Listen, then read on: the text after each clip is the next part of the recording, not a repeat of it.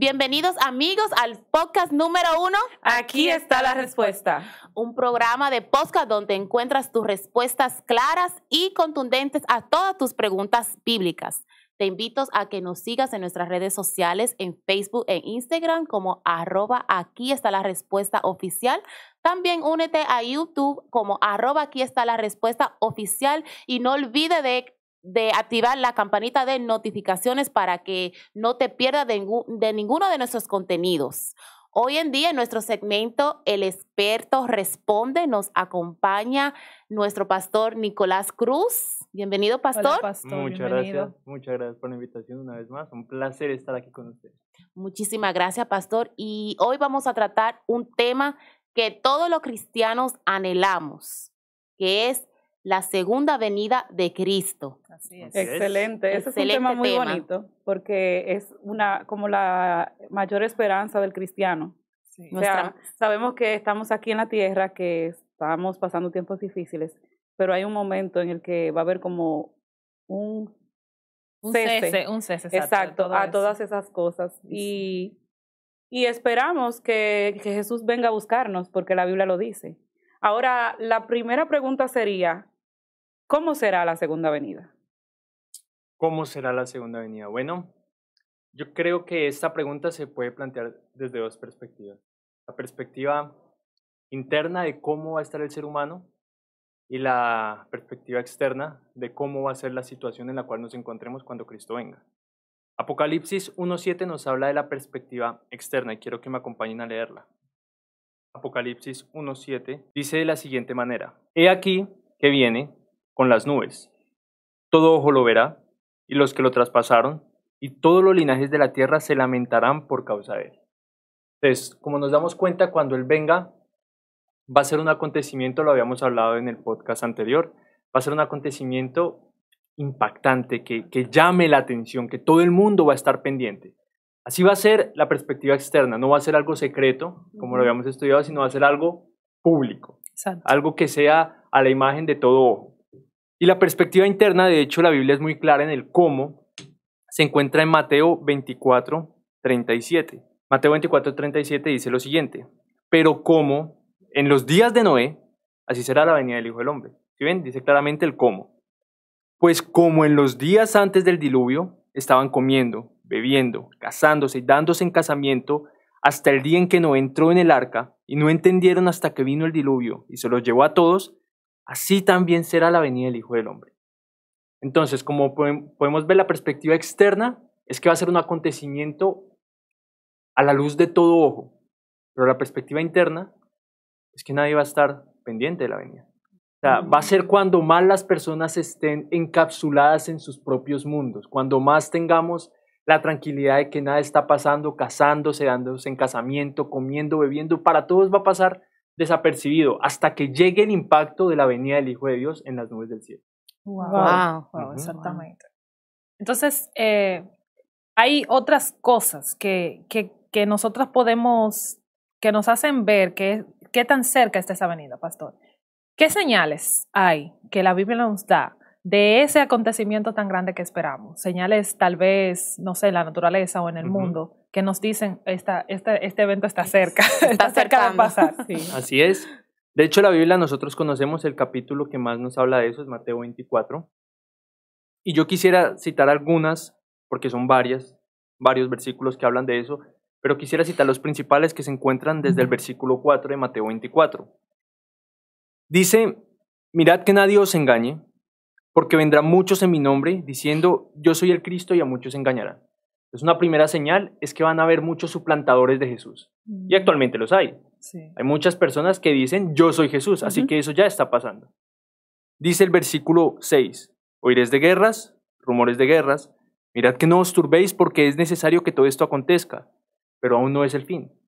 Una señal más, señal la cual estamos viviendo. Bastante. Que cada vez suena más, ¿verdad? Por ejemplo, yo siento que la que más nos ha llamado la atención es la guerra que hay entre Rusia y Ucrania. O sea, la guerra que más en este momento nos tiene, pero en realidad todo el tiempo hemos tenido guerras. Sí. Solo que por, no sé si decir gracias a Dios, pero por bendición nuestra de este lado del mundo, nosotros no estamos en ese epicentro de guerras.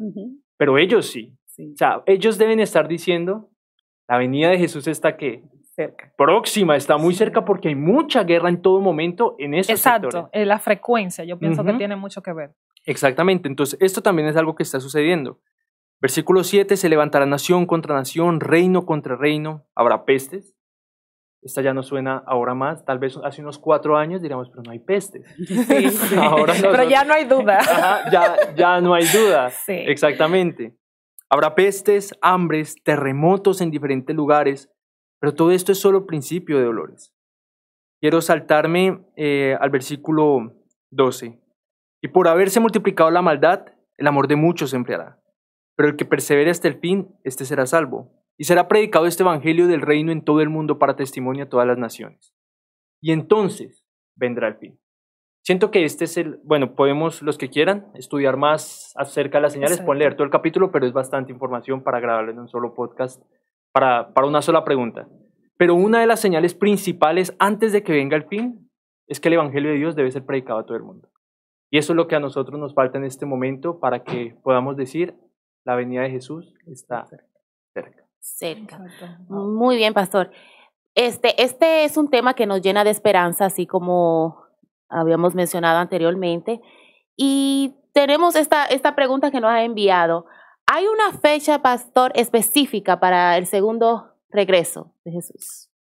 Bueno, esta pregunta es muy importante porque siento que ha sido fuente de tropiezo de muchos de los mayores teólogos, mayores expositores de la palabra, porque aunque la palabra es clara, nosotros acudimos a libros externos, aparte de la Sagrada Escritura, para decir que sí hay una fecha. Pero como podemos ver en este mismo capítulo, en el versículo 36, nos dice, pero del día y la hora nadie sabe, ni aun los ángeles de los cielos, sino solo mi Padre. Dios es muy claro, Jesús es muy claro en que nadie sabe ni el día ni la hora. Hay una serie de acontecimientos que deben pasar antes de que Cristo venga, pero no podemos decir esta va a ser la fecha o este va a ser el momento. Y de hecho, aún los mayores expositores de la palabra se han equivocado. Por ejemplo, Martín Lutero en el siglo XV decía, yo estoy 100% seguro que en 300 años viene Jesús. No tengo la menor duda. Y él es uno de los mayores expositores que tenemos. Pero falló, ya han pasado más de 500 años y Cristo no ha venido. Y muchos de nosotros decimos, no, yo le pongo por ahí 10 años, 20 años, 30 años. No, como va esto, yo pienso que nos falta mucho. No está cerca. Pero si uno se pone a pensar, han habido épocas en las cuales también han sido muy oscuras. Y yo creo que las personas decían, uy, no, eso faltan 5 años, 10 años. Pero no podemos dar esa información, no tenemos información. Y la Biblia es clara en que no debemos buscar más allá de lo que se nos ha revelado. La Biblia dice, nadie sabe el día ni la hora, ni aun los ángeles, sino solo mi Padre. Y debemos como cristianos aferrarnos a esa palabra. Eso es muy interesante porque las personas que ven ahora comienzan a decir, pero hay dos fuentes. El grupo que dice que no hay hora y el que dice que sí, pero la Biblia es clara y les soltamos que lean la Biblia.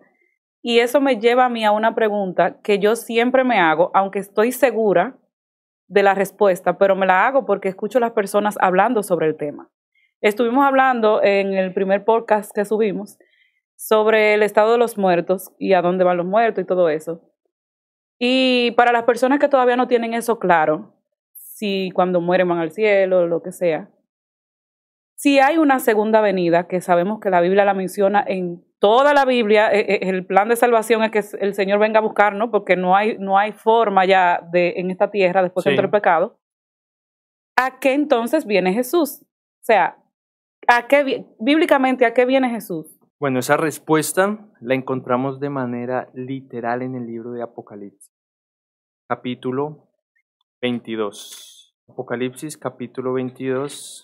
Versículo 11 nos dice lo siguiente, el que es injusto, sea injusto todavía, el que es impuro, sea impuro todavía, el que es justo, practique la justicia todavía, y el que es santo, santifíquese más todavía, porque vengo pronto, y mi galardón conmigo, para recompensar a cada uno según sea su obra. La justicia del ser humano es darle a cada persona según lo que hizo. Pero la justicia de Dios es darle a cada persona según lo que escoge. Dios viene a darnos según lo que nosotros escogimos. Porque si fuera literalmente por nuestras obras, obviamente, ninguno sería salvo. Todos seríamos condenados. Pero va a haber un grupo, y creo que lo sigue diciendo el versículo 14, dice, bienaventurados los que lavan sus ropas para tener derecho al árbol de la vida. Lavar las ropas significa, para uno lavar la ropa, que tiene que estar limpia. Sucia. Tiene que estar sucia. Tiene que estar sucia, exactamente. Entonces dice, bienaventurados los que lavan su ropa. En pocas palabras, bienaventurado significa feliz. Felices los que lavan sus ropas. O sea, los que tienen sucias porque se han equivocado, han actuado mal, pero lavan sus ropas para entrar en las puertas de la ciudad. Dice, pero los perros estarán afuera, y los hechiceros, y los fornicarios, y los homicidas, los idólatras, y todo aquel que ama y practica la mentira. Ouch. Porque Dios nos va a recompensar no por nuestras obras, sino porque lavamos nuestras ropas, en el nombre de Cristo Jesús. Amén. Amén. Sino porque nosotros decimos, aunque actúo mal, aunque me equivoco, confío en Jesús y quiero de todo corazón cambiar. Ustedes han leído las parábolas de Jesús, las historias de Jesús, que aquella mujer que había sido atrapada en adulterio, Jesús le dice, vete y no peques más. Pero también le dice, yo no te condeno, pero sí, vete y no peques más. Exacto. Esa es la partecita, yo pienso, donde a muchas personas les gusta esta historia, porque dice ni Jesús. Pero la parte entonces donde Jesús dice, pero no peques más. Exactamente, exactamente. Y es que eso es claro, dice, vengo a recompensar a cada uno según sea su obra. No las obras que nosotros hacemos por nuestros propios méritos, sino las obras que hacemos lavando nuestras ropas en Cristo Jesús. Amén. Si nosotros hacemos eso, esas son las personas que Dios viene a recompensar, que Dios viene a pagar. Si tú escogiste no servir a Dios, ok, todos hacemos obras malas, pero si tú decidiste no creer en Cristo Jesús, Dios viene a pagarte por eso, porque fue tu decisión, es lo que escogiste. Exacto, es una elección. Y es algo justo. Y es lo justo, exactamente. Exactamente, es el respeto de Dios a elegir la elección de cada ser humano. Exactamente. El ser humano que decide quedarse con su ropa sucia tiene una consecuencia. No es ni siquiera que Dios dice, no, yo te voy a hacer, no, es que tú lo elegiste, tú lo elegiste. Exactamente. Dice, no, yo estoy bien con mi ropa sucia, yo estoy bien así. Entonces, si tú dices, no, yo no me siento bien con esta ropa, déjame yo entonces hacer las provisiones. Entonces, pastor, hay un grupo selecto, ¿a quiénes viene específicamente tal vez a buscar Jesús? Viene y nos va a llevar a todo y allá se va a decidir a quién es él que él se va a llevar, quiénes viene a buscar a Jesús, porque he escuchado tantas cosas, yo he escuchado cosas que de verdad me tienen a veces hasta pensando cuál es la base bíblica, qué es lo que nos dice la Biblia, qué es lo que queremos saber sobre quiénes viene Jesús a buscar para llevarlo con él. Esta pregunta me gusta mucho porque aparece es mis historias favoritas, la que aparece en Mateo 9:9, es mi historia favorita, el llamamiento de Mateo. Y Mateo, capítulo 9, versículo 12, nos da esa respuesta. Dice, al oír Jesús les dijo, los sanos no tienen necesidad de médico, sino los enfermos. Vayan pues y aprendan lo que significa misericordia quiero y no sacrificio. Y aquí está la respuesta. Porque no he venido a llamar a justos, sino a pecadores al arrepentimiento. Jesús a lo que vino es a buscar a personas pecadoras, personas con la ropa sucia que quieren ser limpios. A eso es lo que vino Cristo. Jesús no vino a buscar santos ni vino a buscar hombres perfectos, que por sus propias actuaciones, por sus propios méritos se van a salvar. No, Él es claro, yo vengo a buscar pecadores que quieran ser salvos. Es un mensaje poderoso, maravilloso.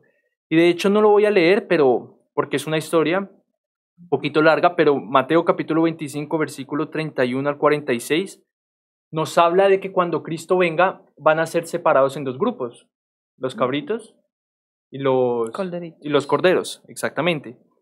Y dice que uno de esos grupos le pregunta, tuve hambre, me diste de comer, tuve sed, me diste de beber, y se preguntan, Señor, ¿cuándo hicimos eso? ¿Cuándo te vimos desnudo y te vestimos? Jesús le dice, cuando ustedes lo hicieron a uno de mis hermanos más pequeños, a mí lo hicieron. Pero hay otro grupo al cual le pregunta lo mismo, y Jesús le dice, alejaos de mí, porque tuve hambre y no me diste de comer, tuve sed y no me diste que beber. Y ellos también se preguntan, Señor, ¿cuándo te vimos y no hicimos esto? Por cuanto no lo hicieron a mis hermanos más pequeños, a mí tampoco lo hicieron. Y dice, vayan al fuego eterno. ¿Qué sucede aquí? Aquel grupo que ayudaba a las personas, que dice que no nos percatamos de cuando le dimos de comer al hambriento, cuando le dimos de beber al sediento, nunca se dieron cuenta. Y es que esa es la clave, y por eso, para responder esa pregunta, quiero usar estos versículos. Porque el verdadero cristiano no se percata de sus buenas acciones. Y ese es el grupo al cual Jesús viene. Porque todo aquel cristiano que se percata y dice, es que yo me he visto súper bien los sábados, o yo predico súper bien, y está completamente seguro. Eso lo estábamos hablando en estos días. O sea, el que cree que está firme, mire que no cae. De la inseguridad, exacto, lo estábamos hablando en estos días, de la inseguridad que tú vives a diario.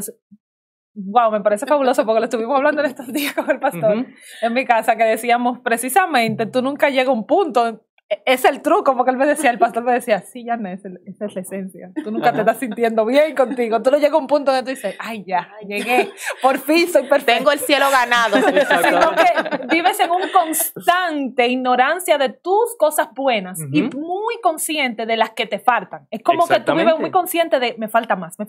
Y las que tú vas haciendo buenas, tú no las percibes. Porque... No las percatas. Exactamente. Y en eso radica, ese es el grupo que como lo leíamos ahorita, es aquel grupo que deja lavar sus ropas por Cristo Jesús, que sabe que tiene ropas sucias y necesita de Él para actuar de manera correcta. Y nunca se va a sentir satisfecho porque cuando se sienta y dice, wow, dependo tanto de Cristo Jesús, necesito tanto a Cristo Jesús. Por ese grupo de personas, esos pecadores que desean ser limpios, es que Cristo Jesús va a venir. Pastor, ya que estamos viendo el mundo actualmente, los acontecimientos que están sucediendo, nos indican obviamente que la segunda venida de Jesús está muy cerca. Y usted acaba de mencionar las características de a quién viene a buscar. Ahora, tengo esta pregunta que nos han enviado igualmente, que dice, ¿a dónde llevará Jesús a las personas cuando regrese? Ok. Esa pregunta la encontramos en uno de los capítulos más conocidos, Juan capítulo 14. Yo creo que nos podemos recitar hasta esos versículos de memoria. Juan capítulo 14, versículo 1. Okay. Dice, no tengan miedo, ¿creen en Dios? Crean en mí. En la casa de mi Padre muchas moradas hay. Si así no fuera, yo os lo hubiera dicho. Voy pues a preparar lugar para vosotros. Y si me voy y os preparo lugar, vendré otra vez y os tomaré a mí mismo, para que donde yo estoy, vosotros también estéis. Jesús viene a llevarnos a ese lugar en el cual todos desearíamos estar, a ese lugar en el cual nosotros cuando estamos tristes nos imaginamos, o cuando estamos pasando por problemas económicos, o cuando estamos pasando por problemas familiares, por problemas de salud, a ese lugar que nosotros decimos, yo quiero ya tener esa paz, esa tranquilidad. Es el lugar el cual Jesús mismo con sus propias manos está construyendo para llevarnos a nosotros. Y hay una palabra que es muy bonita que dice, y os tomaré a mí mismo. Es como un abrazo, como una paz que Él nos imparte. Jesús decía a sus discípulos, mi reino no es de este mundo. Y nosotros muchas veces en nuestro día a día luchamos por construir un reino en este mundo que al final no nos va a dar felicidad. ¿Y qué pasa? Que es pasajero. Incluso las personas que pasan su vida construyendo una vida perfecta en este mundo, en su mayoría son las que mayor depresión sufren, o las que incluso terminan quitándose la vida porque no le encuentran sentido. Jesús, al ser tan consciente de eso y al conocernos tan perfectamente, Él dice, yo estoy preparando un reino especial para ustedes, el cual les va a dar verdadera felicidad, el cual les va a dar verdadera paz, los va a hacer sentir verdaderamente satisfechos. Y eso es lo que Jesús viene a hacer. Jesús cuando venga, cuando regrese, nos va a llevar a aquel reino en el cual nosotros vamos a tener esa verdadera satisfacción y verdadera felicidad. Amén. Wow, a mí me encanta mucho la Biblia porque el Señor es tan sabio, nos dejó una esperanza escrita, porque a veces uno escucha historias, pero cuando uno la tiene ahí, que uno puede tener acceso a estas promesas. Eso es algo muy, muy bueno porque yo siempre pienso en cuando Jesús venga. Me emociona mucho saber que Jesús me viene a buscar a mí, porque el pastor está diciendo que a las personas que cometen errores, pero que el Señor en el corazón de uno entiende que nosotros queremos cambiar esas cosas. Así es. no hay una persona que esté mirando ahora que diga, bueno, pues entonces eso no es para mí, porque todos los que estamos aquí, que estamos en la tierra desde que nacemos como con la seguridad de que Jesús me viene a buscar a mí, porque nacemos con el pecado y cada vez que caemos, nada más nos queda levantarnos. Y hablando del mismo tema, de la pregunta que hice ahorita, yo quisiera que bíblicamente le aclaremos a las personas.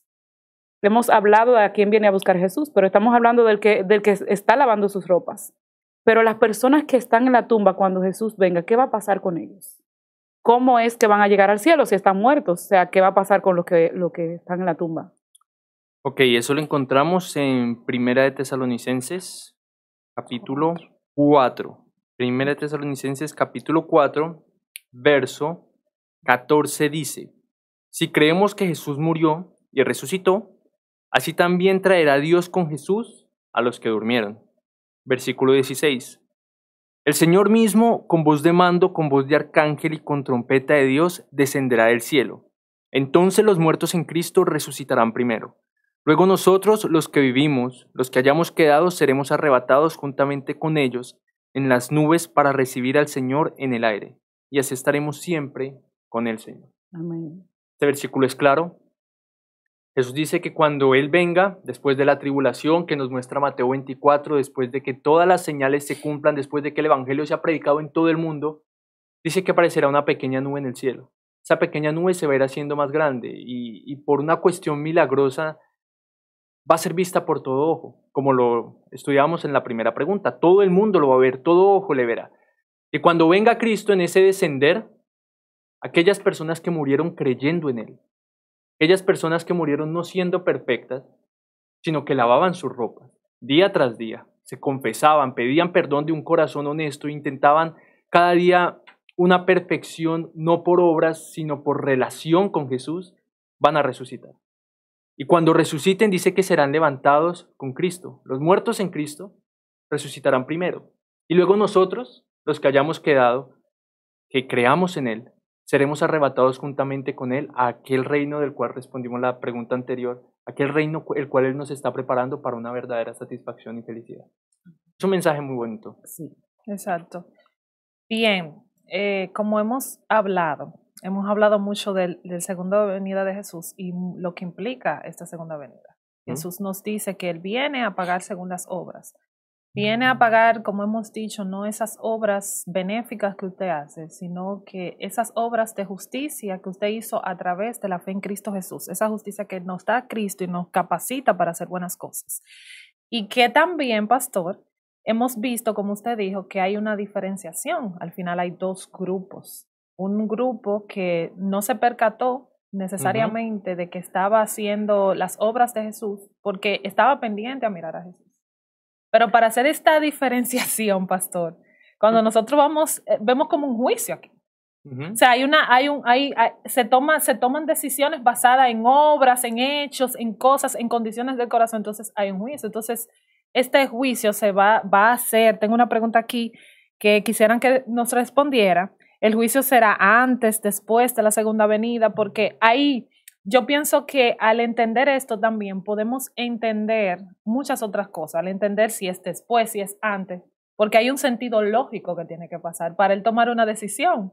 Tiene que haber algo que él haga un juicio y determine. Entonces, ¿cuándo, pastor, será este juicio? ¿Será antes? ¿Será después de la segunda venida?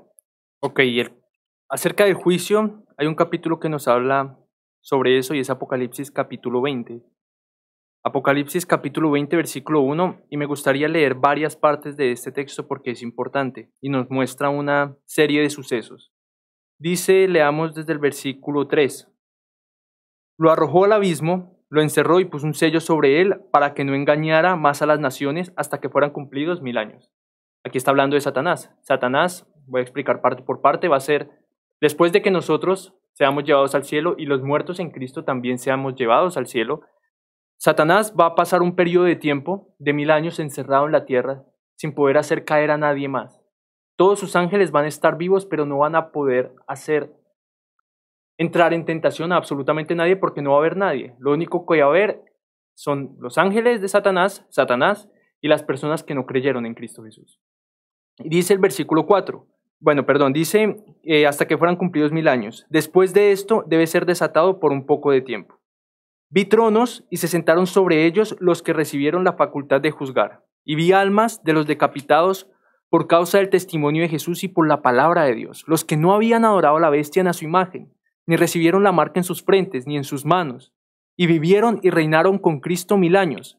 Pero los otros muertos no volvieron a vivir hasta que se cumplieron 1000 años. Esta es la primera resurrección. Bienaventurado y santo el que tiene parte en la primera resurrección. Wow. La segunda muerte no tiene poder sobre ellos, sino que serán sacerdotes de Dios y de Cristo, y reinarán con él 1000 años. Aquí sigue diciendo, cuando los 1000 años se cumplan, Satanás será suelto de su prisión y saldrá a engañar a las naciones que están en los 4 ángulos de la tierra. Su número es como la arena del mar. Versículo 10. Y el diablo y los que engañaban fueron lanzados al lago de fuego y azufre, donde estaba la bestia y el falso profeta, y serán atormentados de día y de noche por los siglos de los siglos. Aquí hay algo que nos muestra y es que Satanás va a ser atado por 1000 años. Después de que esos 1000 años pasen, Satanás va a tener un espacio de tiempo en el cual él va a intentar hacer caer a aquellas personas que van a resucitar en la segunda resurrección, que son aquellas personas que no creyeron en Cristo Jesús. Él va a intentar volver a hacerlos caer e ir a atacar hacia el reino de Jerusalén que ya va a estar descendiendo a la tierra después de los 1000 años. Pero ahí dice que va a haber un grupo, aquellas personas, como dice, que fueron decapitadas, pero que guardaron el testimonio de Jesús, que van a ser los encargados de dar el veredicto a aquellas personas que no creyeron en Cristo Jesús. Dios nos va a dar a nosotros la autoridad y el poder para juzgar a aquellas personas que no creyeron en Cristo Jesús. Y para darle la sentencia, que ya va a ser una sentencia eterna, acá habla del infierno, pero este es otro tema que yo sé que van a tocar, no sé si ya lo tocaron. Tocamos una parte del infierno. Sí. Ok, bueno, igual segunda de Pedro 3:12 nos habla también de eso, pero el punto es que después de que la sentencia de Dios sea dictada sobre aquellas personas de la segunda resurrección, no va a haber vuelta atrás y las únicas personas que quedarán viviendo y disfrutando del reino fue aquellas que creyeron en Cristo Jesús. Amén. Amén. La verdad es que este acontecimiento de la segunda venida de Cristo será un hecho que todos anhelamos y que cada día debemos aferrarnos a esa promesa y prepararnos. Yo personalmente me he soñado con el segundo regreso de Cristo. Sí, yo creo que en algún momento. Y a veces yo digo, ay Dios mío, ¿por qué yo desperté? Como... Sí.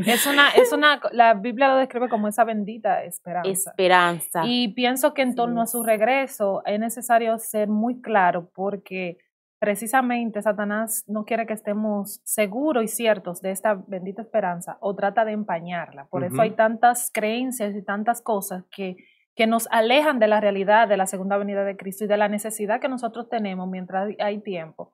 Otra cosa también es que nosotros cuando pensamos en la segunda venida de Jesús, pensamos, bueno, Jesús viene pronto, pero también está el hecho de que si tú mueres, para ti ya Jesús vino, porque la próxima cosa que va a pasar es que la segunda venida de Cristo, o sea, que la necesidad de prepararnos no la limitemos a que si Cristo viene pronto, viene lejos, porque también nosotros pudiéramos ir a la tumba. Y es como esa urgencia de creer esa esperanza de que Él viene por segunda vez, pero prepararnos en todo momento, ¿verdad que sí? En todo Estar momento. listos en todo momento. Estar listos en todo es momento. como vivir cada segundo como que Cristo va a venir. Así es. Amén. Pastor, muchísimas gracias por estar aquí con nosotros en este segmento y por darnos esas respuestas tan claras a través de la palabra de Dios. ¿Sí?